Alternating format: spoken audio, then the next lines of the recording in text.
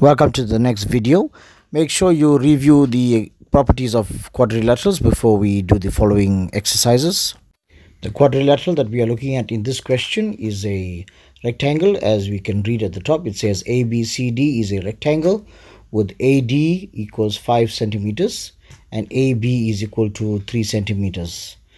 Question 1 says determine the value of X. Question 2 is determine the lengths of BC and CD. Now, I did inform you, boys and girls, that once you read the information given to you and they are speaking about any of the quadrilaterals, then as soon as that is done, you need to put down all the information and properties that you know about the quadrilateral, and this will help you to achieve your answers required. The first thing we know about a rectangle is that the opposite sides are equal, and therefore you see that we've put those markings.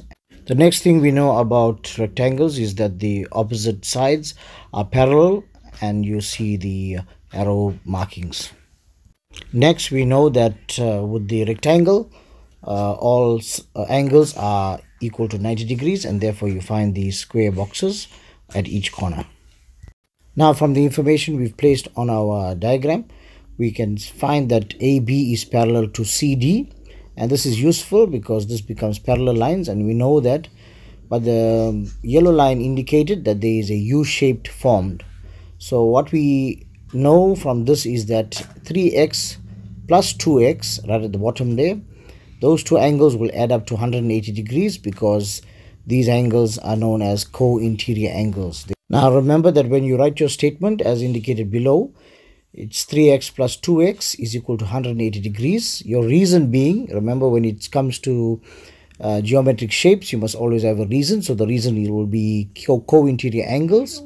And it's good practice to get into the habit of indicating which two parallel lines you are speaking about, because as you can see, there are two pairs of parallel lines there. So your parallel lines that you speak about is AB is parallel to CD. Now that you've written your statement, you need to further calculate for the x.